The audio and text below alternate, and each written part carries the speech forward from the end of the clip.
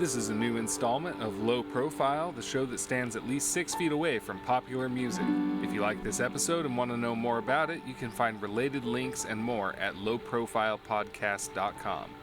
Previous episodes of this show are also available there, and it airs on KAOS 89.3 FM in Olympia, Washington, Fridays at 4 p.m. Pacific Time.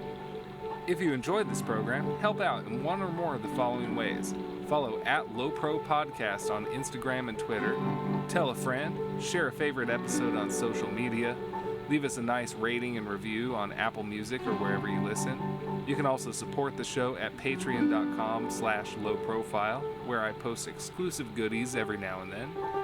Low Profile receives in-kind support from San Francisco Street Bakery in Olympia. The illustrations for Season 4 are generously provided by Taylor W. Rushing. You can find out more about his work at taylorwrushing.com. This episode features Alison O'Donnell, was hosted by Michael Sean Coleman, engineered by Wes Harbison, and produced and edited by me, Mark Lee Morrison. Thanks for listening. Here we go.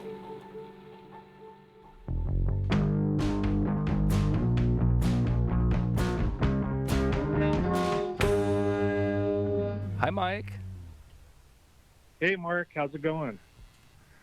Oh, man. Can't complain. So I want to introduce our listeners to you first. So this is Mike, and he's one of my dearest friends. He's been on the show in the first season on the Margot Gurrion episode and the Bob Dorough episode.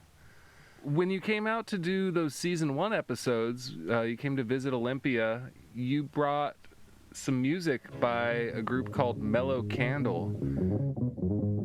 Bring snowy lady with the laughing, spread your sailing angels over me. Tell a tale of old sinfuls, look for you to change their face. Do not cry for all your Latin tears. Christ our Lord and man, his gift was all too free. He came to fall upon a faithless smile, leaning eyes towards the clay. And you were really jazzed on it. When I asked you if you wanted to host an episode of your own, you suggested Mellow Candle, and you secured an interview with Alison O'Donnell. Can you tell me just a little bit about her? Right. Alison is one of the, vocalists in the group. And so, I was able to reach out to Alison, and she actually, reached back, and then she, was totally hyped to do the interview and stuff, and it was a real treat. I really enjoyed it. And this will be just part 1 of that interview, because you guys talked for quite a while and covered a lot of really interesting stuff. So this episode, we're mostly going to be hearing about Mellow Candle and a little bit about her other bands, United Bible Studies, Aislinn, and right. And the Owl Service. Right, and not to mention Flibber to Gibbet and tons of other groups she's been involved with through the years. She's very prolific and, quite a prolific songwriter as well. She sure is. Well, Mike, thanks for doing this. Listener, hope you enjoy. How are you, Alison? Yeah, good, thanks. Calling from Dublin. Thanks for having me. It's a real honor for me to have you here on Low Profile and have a chance to speak with you, Alison. I've been enchanted by your voice and songwriting since I first heard that Swaddling Songs album. Your voice and your presentation was familiar to my ears. I can't explain why. It harkened back to a time when I was a child, and I don't know if this makes any sense to you, but I used Saturday morning television when I was a kid growing up in the 70s. There was a lot of singing involved with the various shows that I watched, and your voice had this kind of familiar quality to me. It was strong and it was melodic and it was haunting and enchanting. The melodies were amazing to me. Anyway, we spoke a couple of weeks ago or a week or so ago, and we just broke the ice. And we talked a little bit about what you've been up to lately. And I'd like to start there.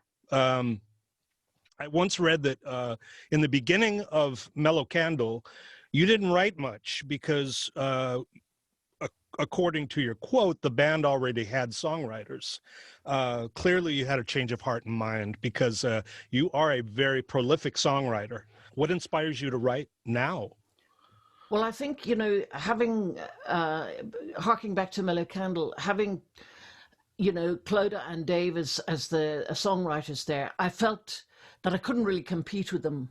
And I had no experience. So it was only when we'd really settled into Mellow Candle, after quite a long time, that I felt I could write anything. And of course I did write some contributions for the album, but they were very tentative to begin with.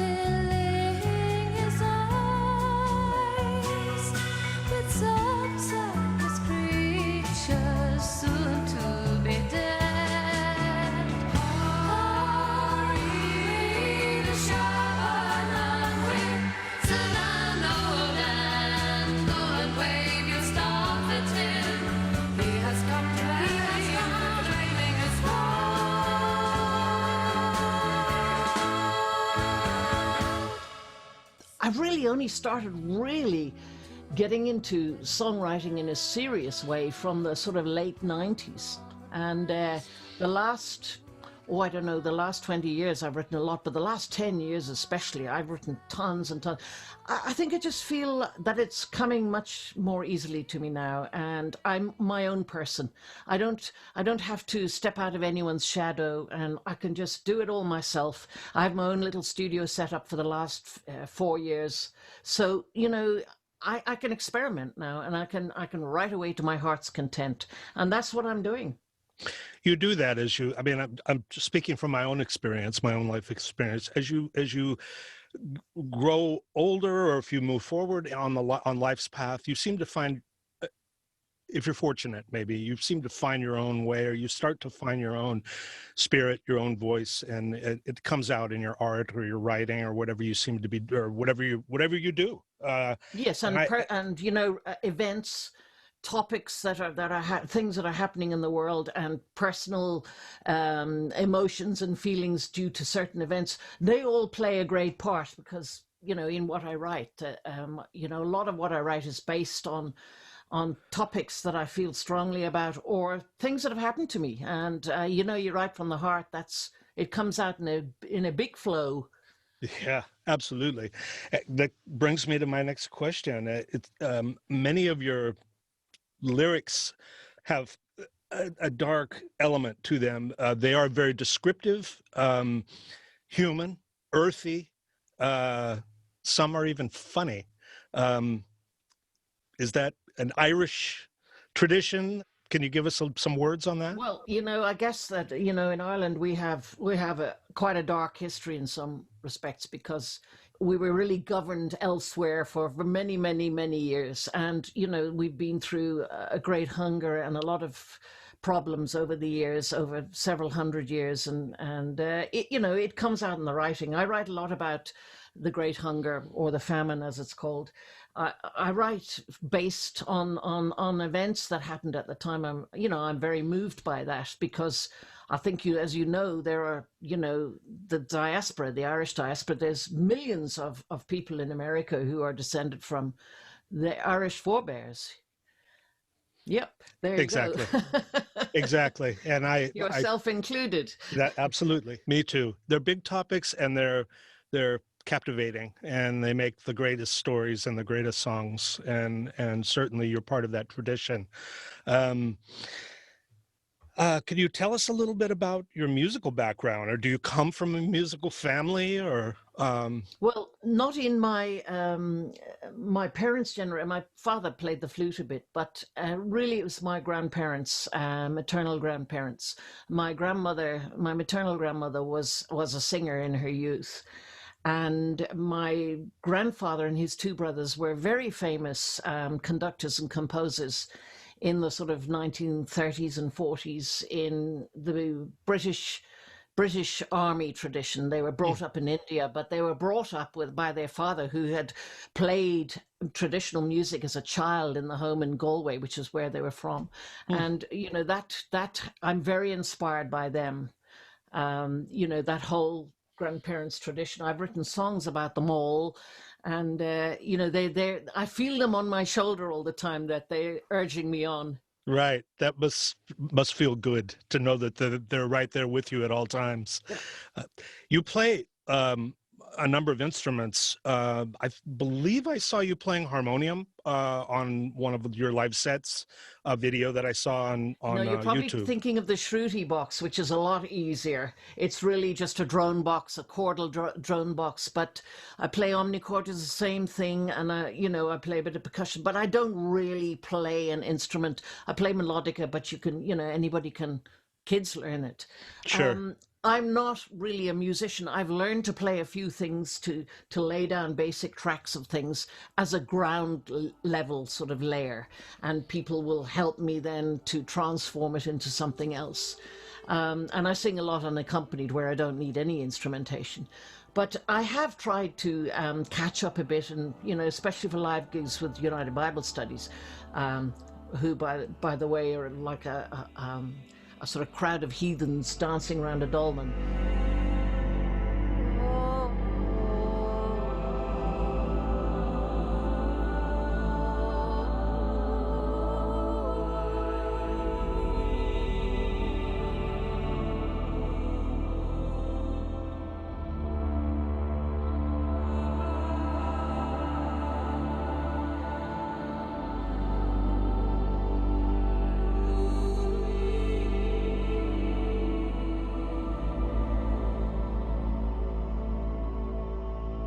We do a lot of, normally, under normal circumstances, we do a couple of concerts a year in England or, Wales.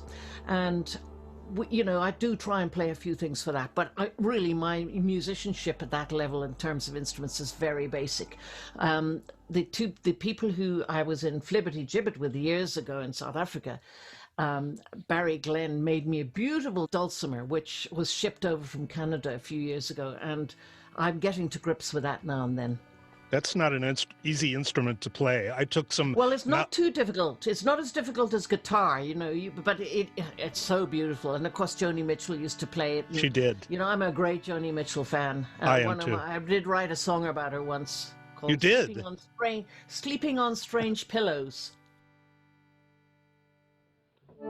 Sleeping on strange pillows, she would write one day about an aviator whose Electra lost its way.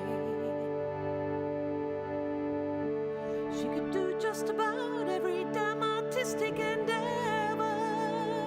That fine, fattened up body of work is going to last forever. If you play the fool on an invite to her music room, she might bark and bite in a voice that's out of tune. The crown of flowers that she used to wear cannot be seen now, but we all know that it's there.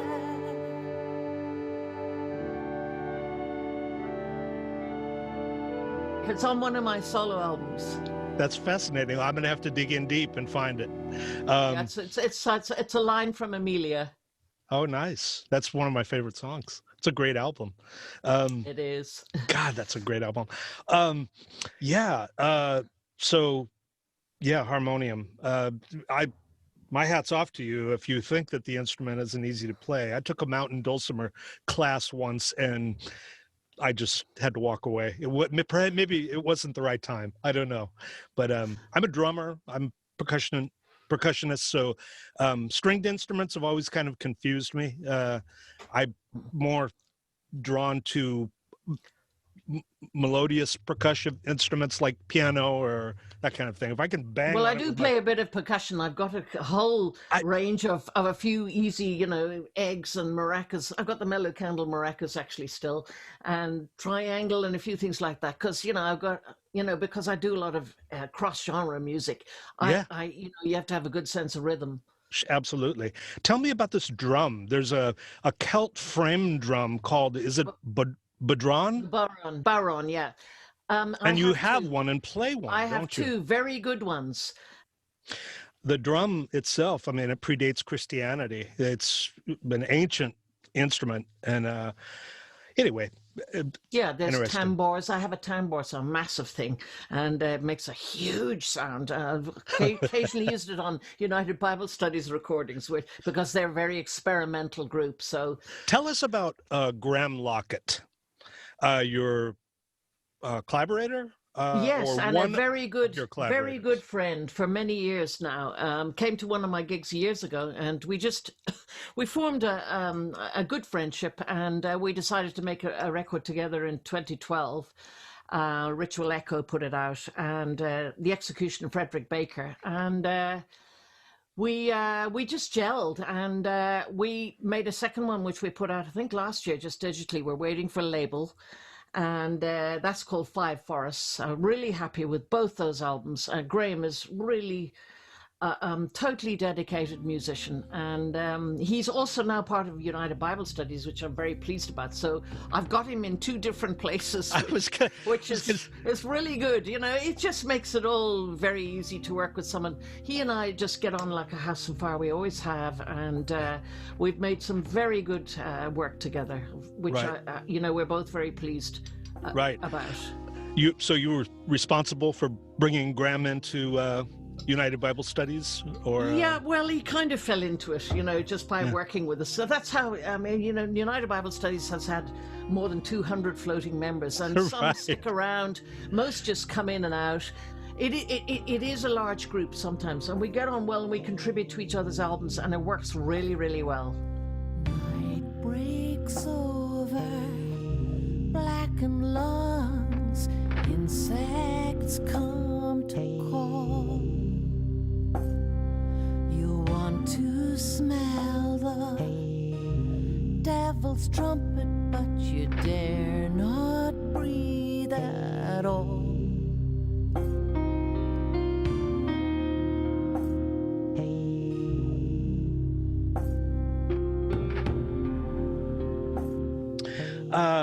Tell us a little bit about United Bible Studies. I know this.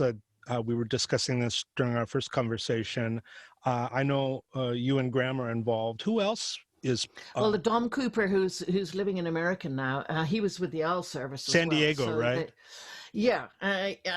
Well, he's kind of he's been around with the Owls and other bands, the Straw Bear Band, for years. So I've known him for a very long time, and we gelled a long time ago. So working with him and David Coulihan, who he's my go-to person. He's a founder, along with James Ryder, of United Bible Studies in 2001, I think, or 2001. Yeah. And I've been there for this is my 13th year. So these are the people who, I worked with Dave, back in 2009. We did a few gigs together and his recording, and I joined in 2008. So, we're well used to working with each other, and then bringing Graham in and all these other people who add, a little something. We've got an Italian album. There's different people on that, all sorts of, we have a huge raft of recordings. Astonishing. I looked at the Bandcamp site, and there's 33 albums. Yeah. And they're all streaming. You can listen to them on Bandcamp. But Does are there any records out there available? Any vinyl? Yes, that you can there's quite a purchase? few vinyl. Yeah, there's quite a few vinyl. Yeah. Spoiky, Rosary Bleeds, numbers of other ones. The newer ones. There's lots and lots of recordings. There's tapes. I've there's listened. CDs, but we like the vinyl. We try to get something different for each record. Yeah. We sort of, we're a huge experimental collective. So whenever we do concerts, we have a set list and we have some set structures, but there's always space for long passages or short passages in most of our songs for improvisation, and we go off wherever at a tangent. That's where the magic happens, right? Yeah.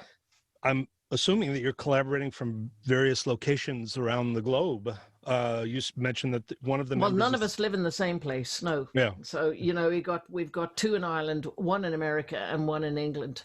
How many of the records on the Owl Service material? How many of these records have you played and sang on? The Owl Service. Oh, there's a number of. The Owl Service. The main one we did together was an EP, "The Fabric of Folk," which was 2008, Static Caravan, which is one of my releases that I really do like an awful lot. And Stephen Collins, who's really the Owl Service, he's put all of that together.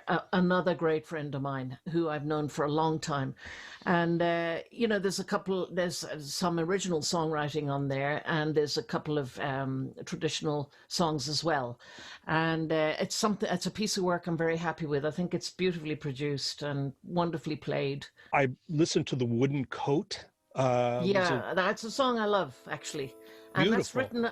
it's written about the death of the mother of a friend of mine years ago, and a friend of mine who I've known since I was 12. And I wrote that song about her mother when she was passing. Cut me adrift, you beg everyone. I want to don the wooden coat. I have made no pact with the evil one. Immortality sticks in my throat. I am ready to walk the wire, feel the shining of my desire.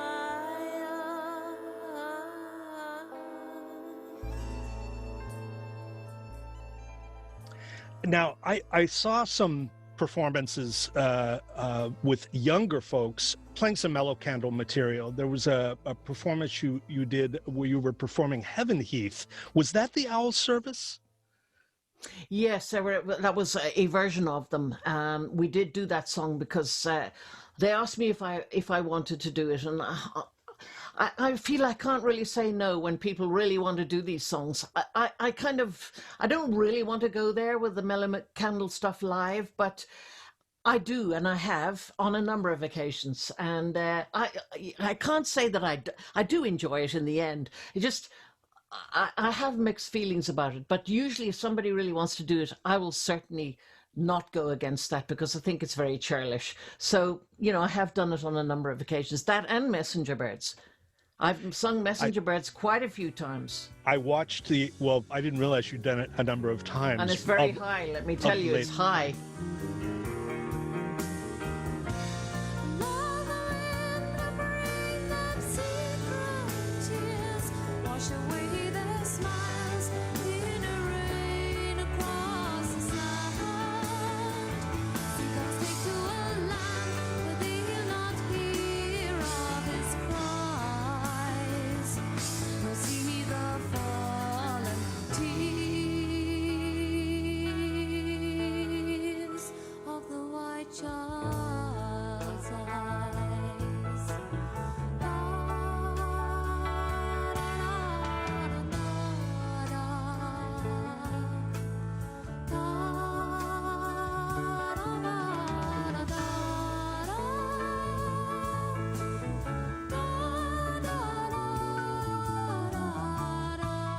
God, I mean that's like vocal gymnastics. That song. Yeah, it's And high. I can just incredible. sing in that key, but a voice as it gets older, it gets a little coarser, so not as sweet as a young voice would be. But I can still sing up there because being can. with United Bible Studies, I've kind of no fear of improvising now. I was always afraid of those high notes in the Yeah. years later, but now, I just go for them. Yeah, right, and it works. I'm telling you, and they can be in those songs. You're the artist, but I know those songs can be interpreted in any way you wish to interpret them, and they would still resonate and be as magical as they've always been. So, Thank you. there seems to be a lot going on your side of the pond. I mean, I think perhaps because of my listening tastes, I listen to a lot of music that. Older music or music that was generated in the past, maybe not so much focused on what's happening now. Even younger groups or music that was made by people my age is already anachronistic. But there's things happening right now. Listening to you and talking about all of these projects, you're busy, and your contemporaries are busy making music, creating music, doing things. It's good to hear. Yeah, well, I think, if you stop, you just stagnate, and you've got to keep going. To me, it's what drives me in life is to keep creating. And because now my songwriting flow and all the singing zooms, I'm in this kind of torrent all the time, which is exciting for me. Yeah. Okay. Colloquy of Birds. Can we talk about that record, and is it in the traditional vein? Yes, and it's really the folklore myths and legends of British and well, Scottish actually, not we don't know what's going to happen to Scotland in terms of Britain. Right. Scottish and Irish birds, so it's very Celtic. So Gail Brogan, who with Alan Davidson, the two of them work together a lot, and they really, not only do they take masterful photographs of birds and insects, but they know, especially Gail, they just know so much about birds, and she's done a lot of her music is based around birds. It's just that's what she does, and she and I, because of that, I think I wanted to write something about birds. And because of her and her interest in that, I just decided to ask her a few years ago if she'd write an album with me. And she said yes. So she's got sort of half Irish birds and half Scottish birds, and we've each written the songs, but we've all played together on all of them. And along with Alan Davidson, Kitchen Cynics as he's known, and David Coulihan and Gray Malcolm, these people are involved as well in it. And I really wanted to get a release one day because it's something different again. The collaboration between her and myself. Colloquy, for those that don't know, the definition of colloquy is conversation. So it is a conversation of birds. I just learned that, by the way. Yep. Alison explained that to me before we began. But Aistlin. Aistlin. Aistlin. Yeah. Aistlin, well, it's Irish for, listen to us. And Aistlin. This is a Flemish group, correct? Yeah, it is, because I spent 4 years living there from 97 to 2001.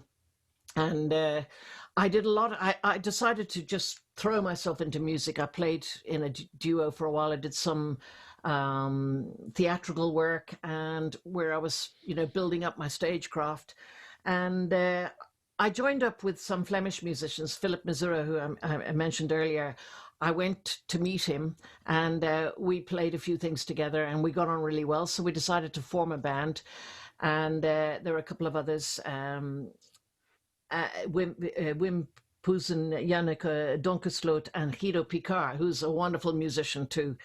They all are. And we played for a few years together. We did quite a few festivals in Belgium, big festivals. We did a lot of cultural centers because they have a wonderful setup there where you go along, you get fed, you wonderful sound system, and the locals come along and watch you. And I can tell you, the room falls silent when you start to play. Amazing. They're real culture vultures. So I really enjoyed that there with them, you know, those guys. And let me tell you, the traditional musicians in Flanders, there's many of them, and they are superb.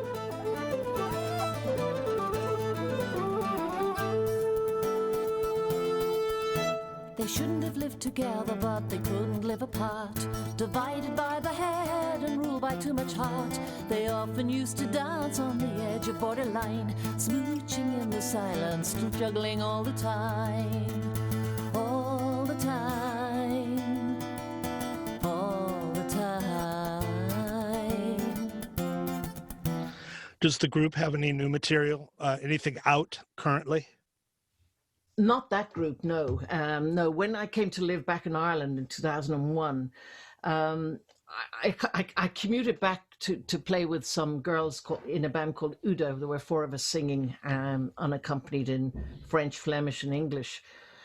And we did it for a while, and with Aislinn, but after a while, I couldn't really afford the fares all the time, and it kind of naturally petered out. Yeah, So naturally. as I applied myself back to building a career in the country that I'd left 28 years before. We'll touch on that a little bit. I mean, the fact that you left the country and then returned, and so much changes took place. Before we do that, I just want to just see if I can get a little bit of comment from you on your solo records, the ones you've done on your own. There's a compilation, 50 years of your material, called Spread Your Sailing Angels Over Me. Yeah, well, David Coulihan, who I work with a lot, he suggested I did a compilation, and I'd never thought about doing it. It had never really occurred to me. Smart, Why don't yeah. you do one? And I thought, oh yeah, well, I've got enough. And I Yes, you do. Yeah, so I put together the tracks for that, and it was easy enough to do it. And I'm happy that I did it, because I think it's quite an interesting release. Yeah, the material's varied. And it covers a number of different periods in your career, and it's a nice overview. I mean, you can listen to it and get a full dose of Alison O'Donnell for sure. I really like the Hey Hey Hippie Witch record. I listened to a number of tracks. Do you have any favorites amongst your solo records? Yeah, I like them all. Climshare was maybe Climshare, the Fields of Peace. There's a lot of family involved in that, and there's songs about my great grandfather's leaving Ireland to go to join the British Army, and he ended up in India. And there's a song about my mother's dementia, and there's a lot of very personal stuff on that album. And also the actual title comes from a poem called Memorial, which was written by a person who I always called Cousin Peter. Peter O'Donnell was my mother's cousin, and he was a French teacher and a poet who died very young in his 40s, but he used to come and visit us when I was a child every summer, and he was a wonderful man with wonderful poetry. And I took one of his poems, and the line from it I used as the title of the album, because I wanted to honor those relatives who are, again, very low profile. Absolutely. I love it. Love that. Love that drop you just put. Alison, are you the hippie witch? I wonder. I guess so. Listen, I won't give any names, but years ago I was working with my cousin, the one I'm doing, Anthony. Hark the Voice. Hark the Voice Anthony sings for all. Bowles. And yes, and this is many years ago, because I've actually only known him 21 years, because I lived away when he was young. The families fell out. We didn't speak for ages, but I met him again in 2000. And we're very close. We're like brother and sister, really. Wonderful. Although he lives on the other side of Dublin. And we, both being musicians, we gravitated towards each other. But he had a girlfriend years and years ago. And when I started going to his session every week and playing there with him, because he's a jobbing musician, and she said to him one day, "What are you doing hanging around with that hippie witch?" Oh, that's great. Okay.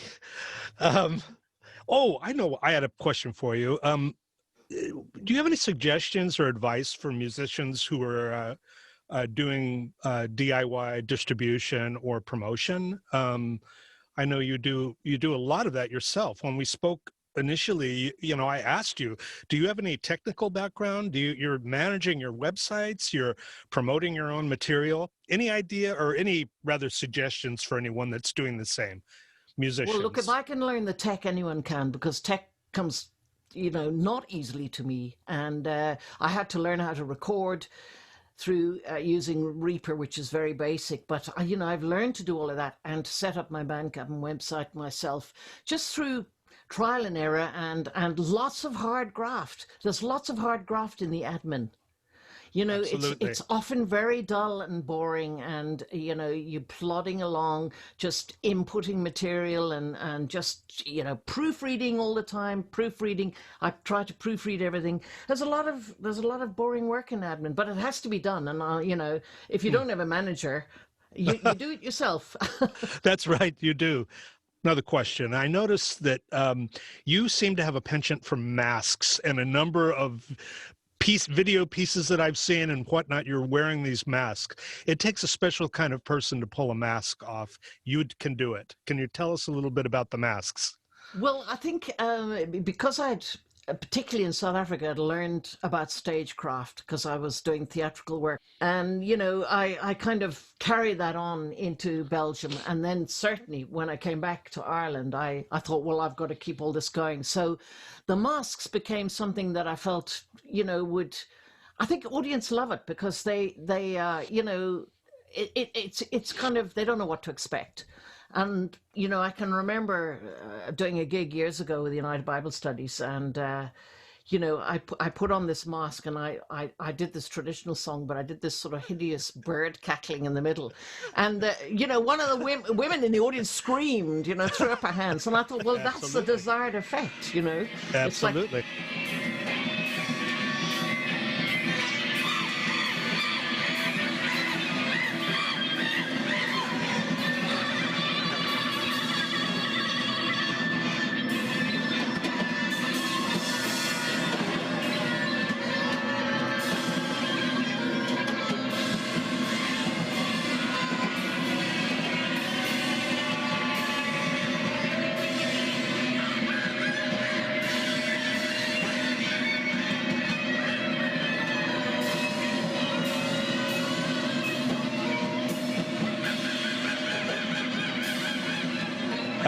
We're going to go back a little bit, and it brings me to Mellow Candle.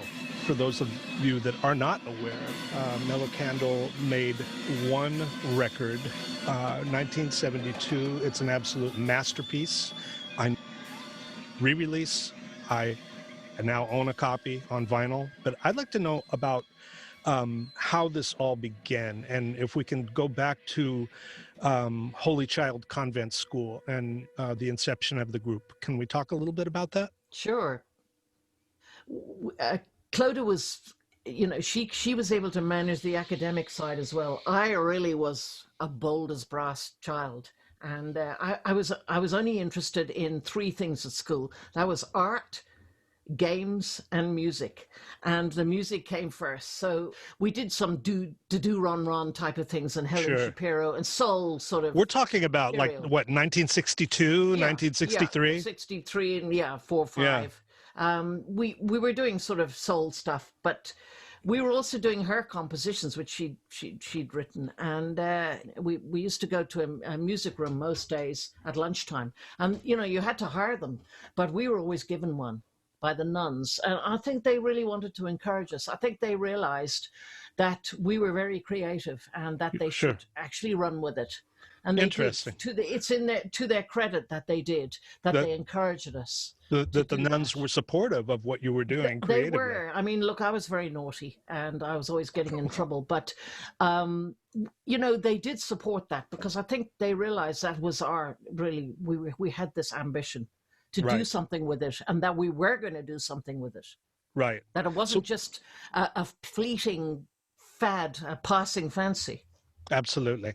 And we had plenty of material when it came to do the demos for the album, and when the lads came in and joined us. And then, you know, I joined in, and Dave, who'd come from South Africa and living, his father was a geologist, director of the Geological Survey in Dublin, and he brought a whole other sort of world of influence into it. Certainly. Yeah, Dave Williams, my former husband. Yes, and guitar player and songwriter in Mellow Candle. And he's a wonderful mandolin player as well. And he plays fiddle. Very, very fine musician who learned when he was living in South Africa to actually score. How did you meet Clodagh? Well, as I say, we were in the same class. So you know, in school. Kind of like-minded. We just kind of, I don't know. She was getting proper music lessons, so we decided to just have a go. She said, "I've got some stuff, and shall we just have a go at some songs?" And it really just started out through experimenting as to what it would be like with the three of us singing together, and we had harmonies and things, and you know, we just started to build it up. We thought, "Oh, well, this isn't bad," and it went from there. It just sort of got legs. Was Maria White your friend first, or Clodagh Simmons' friend first, or did you just all find each other at the same time, or how did that work? She was in the same class as well, but she was kind of more mature, and she wasn't really, I don't know how she fell into it.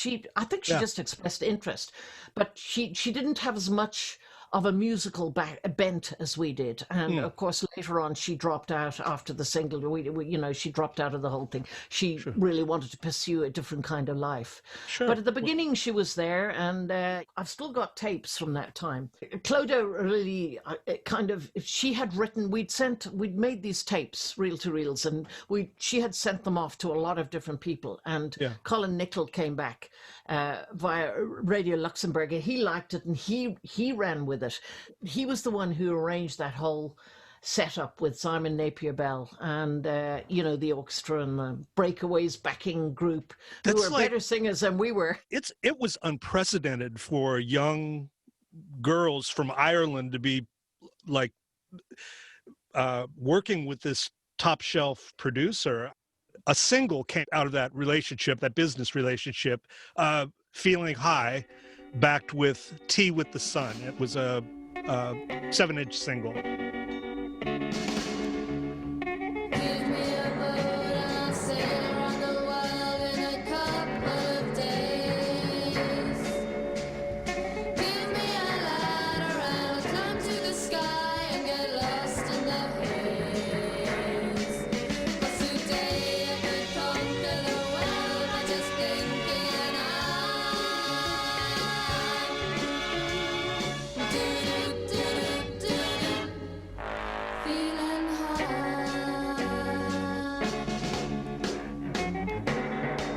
When we got to actually record that single, we were overawed by the magnitude of what was facing us, the orchestra and the Breakaways and the whole technical aspect of it. It was mind-boggling. It must have been mind-boggling for you. And Carnaby Street and Soho, all of those places that we saw.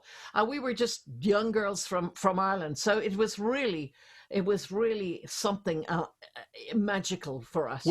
Well, as you know, a lot of our American culture here comes directly from Ireland and Scotland and Britain, and going back centuries. And in Appalachian culture and country music, we talk about blood harmonies, and I think that could directly. It goes back to what you were doing and many of your close harmony work with Mellow Candle. Yeah, and there's a sacred harp singing and all sorts of different ways of singing, which I'm very interested in. Me too. Different ways of singing, different ways of harmonizing, different methods. It's all interesting to me. It's absolutely spiritual. The harmonizing, and it's chicken skin music. Put the hair on the top of the back of your neck up, standing straight up. Absolutely. And I have a great love of all sorts of different forms of singing, and I like to do different stuff. I like a challenge. Okay, so you and David are boyfriend girlfriend, and how did David get involved with Mellow Candle? Well, I think he met Clodagh first, and we knew that she was coming back eventually, and we kind of just decided that we might just try out the together. And then, of course, we decided that we'd need bass, and we operated with a Dublin bassist, Right. and he had this slapping Jethro Tull sort of style of playing. So we didn't need a drummer while he was with us, but he left us later. Oh. And we then we moved up to Frank Boylan, who was in the Creatures in the 50s here, and Oh, he was wow. like a rock player. He played with Sure. Gary Moore later and all the rest of it. So he kind of moved into the band, and then Clodagh got together with William Murray, who often decked for Dave Phenomenal Mathis. drummer. God, He's he's a just, fantastic drummer. oh my God.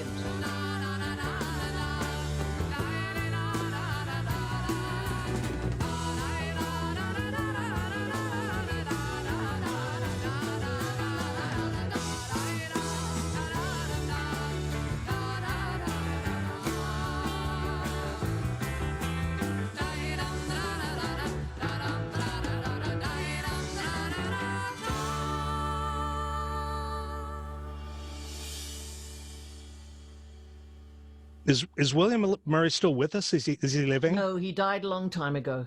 God bless his 1997. soul. A fabulous drummer and a great Brilliant musician. drummer.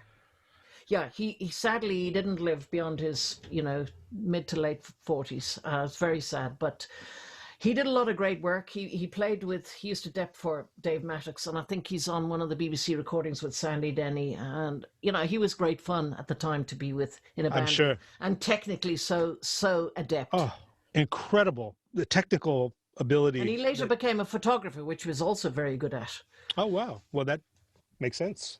So the group, David's in the group. How about marriage? I mean, were you married right away or? No. later? I met him when I was 16, and I was 19 when we got married. We felt that we were gonna put the band properly on the road and everything. So we figured eventually we'd have to travel elsewhere out of the country, and Sure. we just we got married. Okay. So he was from the Protestant background, and of course I was born a Catholic. So his father had to have I think it was a monthly or a meeting with, or weekly even meeting with the local parish priest, and all they used to do was drink whiskey. So I heard. Okay, so now David's in the group, and you've decided to launch Mellow Candle and go forward, and you're collecting musicians to join the group. Yeah, we collected Pat, as I say, but because of his percussive style, we didn't need a drummer then. But we eventually realized that were we going to be too folky, too rocky? We felt that we needed drums for the cohesion, really, and that's what we did eventually. But we played for a long time without drums, and the demos are all done without, mostly without drums. Although some of those demos, Virgin Prophet, the outtakes, we employed Richard Coughlin from Caravan to play. And, he kind of, when he was playing Down the Wing, he tried for ages to get the rhythms because very proggy. And, in the end, he stood up and he said, well, it's effing Irish music, innit? Really, the record, there's strong Irish overtones, and the singing style and this kind of lilting that the two of you do. And I think I read somewhere that you didn't even know what you were doing, but you weren't aware of what lilting was, or if it, but you were doing it, and you were singing in this style that's it's riveting in a rock prog setting, like really special. How did you begin working on the record, and whose idea was it to put you in a studio and make an album? Well, I think we got to a point where we were doing some gigs, and we were practicing. I mean, when we lived in London later, we practiced for 6 hours a day. We were really, really committed. Ted Carroll and Brian Tute came along, and they managed us. So once you have management, they do it for you. So we were putting gigs and things, and there weren't that many of them. We knew we'd have to leave Ireland because there weren't enough places to play. Sure. And we went to London, and it was very hard. Our existence there for a lot of the time was very, very tough. In London at one stage when we were living together, we had hardly any money, and we would often be hungry. We were trying to bring in money to pay the rent and to keep going. It was very, very hard because we weren't doing enough gigs, because we really, Ted's big band, of course, is Thin Lizzy, and they were going to be much more successful than we were because they appealed to a much wider audience. Sure. And they were there at the right time. We probably weren't. We were there at the wrong time, maybe, and we just couldn't we couldn't extend it beyond the album, and we just couldn't keep it going. Whereas Thin Lizzy went on to massive success Right. because they just had it all going for them at the time. You know, we were too folky we were too rocky for the folk clubs and too folky for the rock clubs. Sell me morning, sell me day, sell me everything. All your crazy hearts and spice the sunshine and the earth. Sunday morning, breathe in my face, and I own the sunlight and the day completely. Sell me evening, sell me night, sell me stories told by all your crazy moonlight. Flicker on a moving sea, Milky Way poured over my head, and I own the evening and the stars completely. You tell me time and time again you'll give me wine and water, but for the 32nd time, I want no water with my wine. I want no water with my wine. We were in a place all of our own, and it was difficult to place us at times. I think, you know, our managers really struggled. Absolutely. Yeah, it makes total sense. I mean, it really is.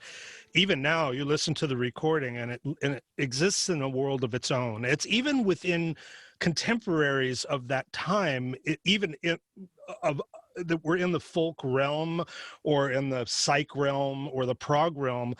You know, Swaddling Songs sort of hangs in its own universe. I mean, to my ears, and my ears don't lie.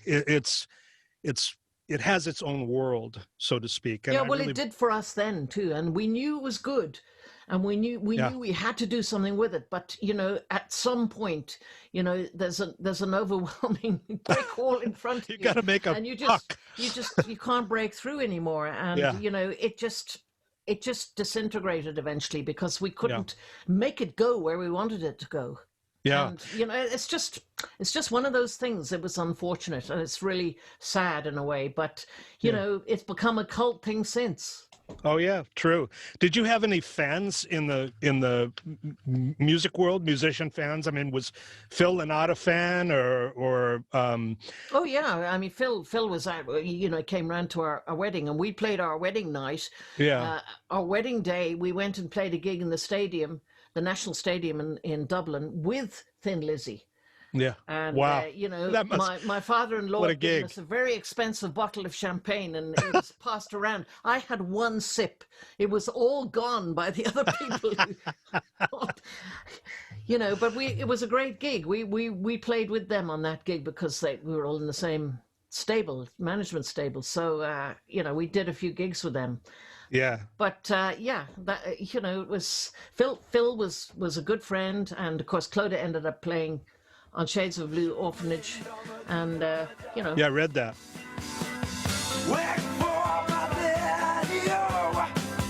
Work for my daddy, oh. There's whiskey in the jar, oh.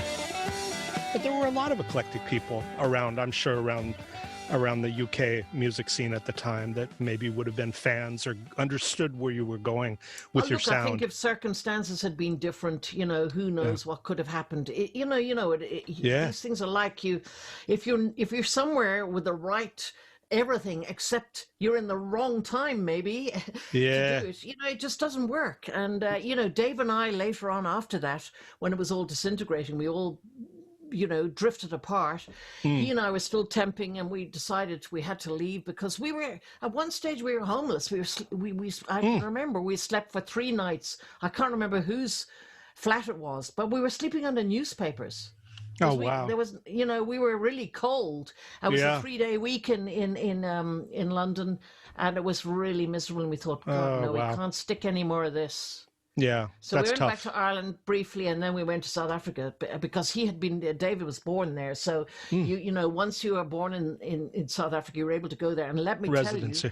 I was working in London at the time, temping, and it was a deeply unpopular decision with the people I was working for and my family. I believe it Because was. South Africa in those days was a no-no. Hey, this is Mark Lee. We're going to pause Mike Coleman's interview with Alison O'Donnell here and come back to part 2 next week. Talk more about South Africa and everything that happened after that. Right now you're hearing her band After Mellow Candle, Flibberty Gibbet. Thanks for listening.